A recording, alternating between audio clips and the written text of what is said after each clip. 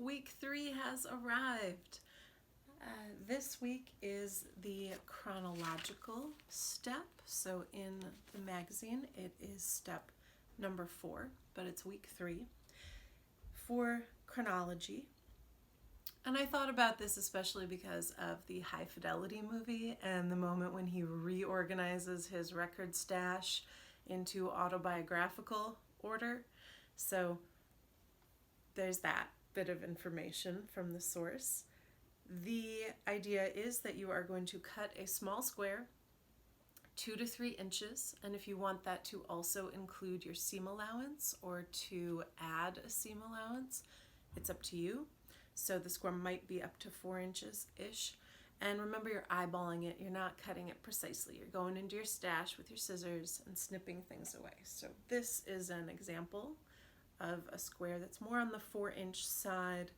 And I've got a variety. Some of them are just 2 inches. It depends on how much fabric you have, on what the print looks like, etc.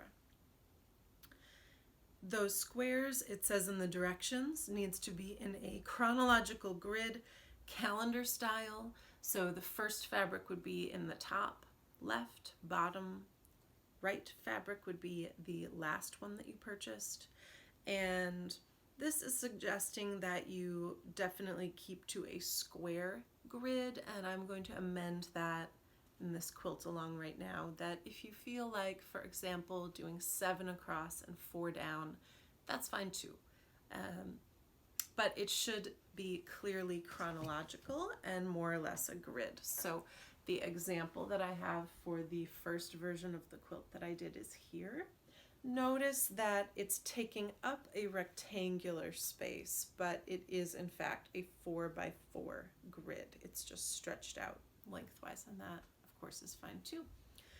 So this fabric right here was used in my baby quilt and to line my crib when I was an infant, and it becomes more and more recent all the way up until this fabric that I bought when I went to India in September, October of 2019, and that is actually the fabric that I'm using as my background for the new version of the quilt that I'm making.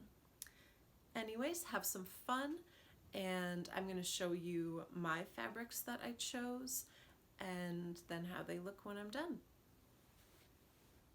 The grid I'm going for is 7 across by 6 down, and it's just too much to try to find 7 more fabrics and fit them chronologically. I would say that here we're looking at about 90% accuracy with being in true chronological order. When I had only 16 squares, they were in 100% accurate chronological order. So the more you have, the trickier it is. But working backwards, this was mailed to me by my friend Nancy Gildart. This was mailed to me by Edie Yuri. She is collaborating with me on a France trip that has been postponed like most of my work. But it's a wonderful fabric that she naturally dyed.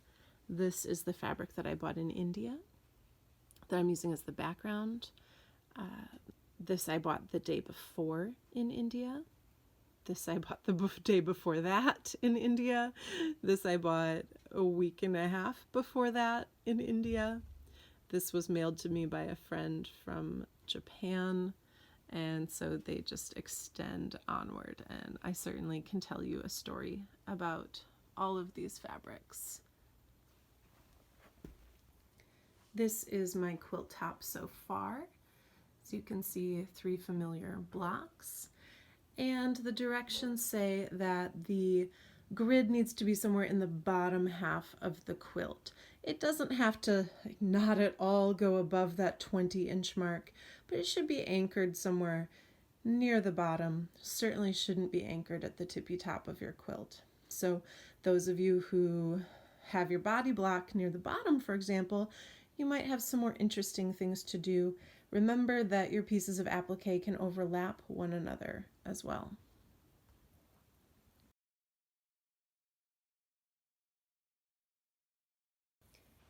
Ta-da!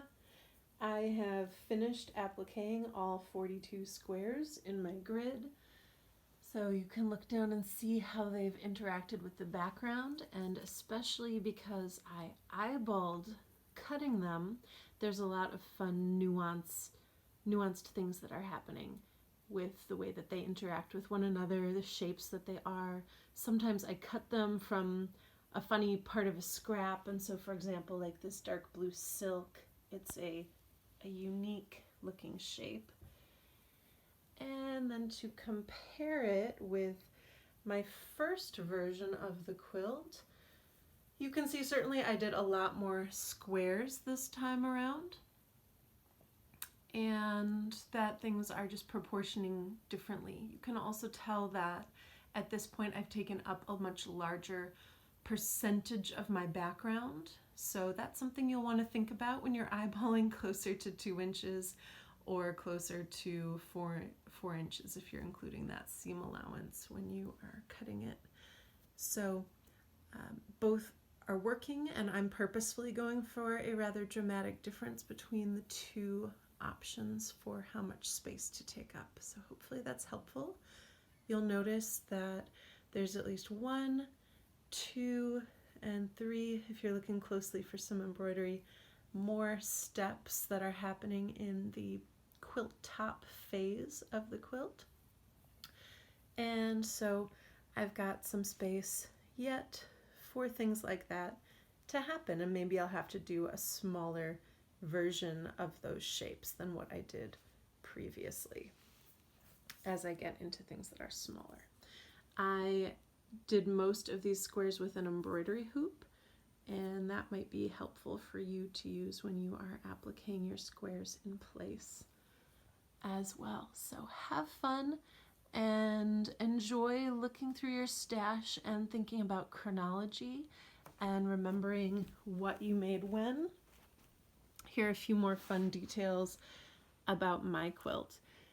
This was my dining room table when I was tablecloth when I was growing up. My mom retired it when she moved to Florida. This is some fabric. It's the first fabric I ever bought. It was at a garage sale on Pretty Lake here in Wisconsin, and I used it to create textures for clay. And my mentor, Lori Eskenazi, I believe still uses some of this fabric to this day, which I think is pretty exciting. I used this as a background for making embroideries. I did a lot of black thread embroidery for a while, especially when I was a high school art teacher. I inherited this fabric from my next door neighbor Jean when she passed away. This is a skirt that I bought, and I used it in a quilt a couple years ago. This is a tablecloth, a curtain that I bought at IKEA, and I used that in my recent, well, I made it a while ago in 2017, but I recently won an award for this quilt with my curtain. This is when I first realized I was a quilter in December 2013. I dyed this with turmeric. Maybe it was January 2014, but it was during that winter when I started naturally dyeing some fabric because I was excited to make quilts.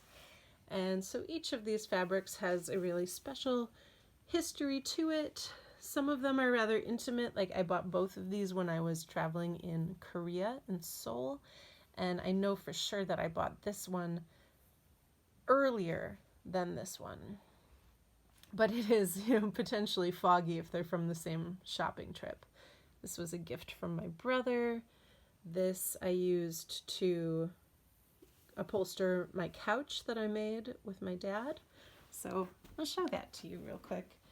Right here is my couch, where you see me doing a lot of conversation with all of you.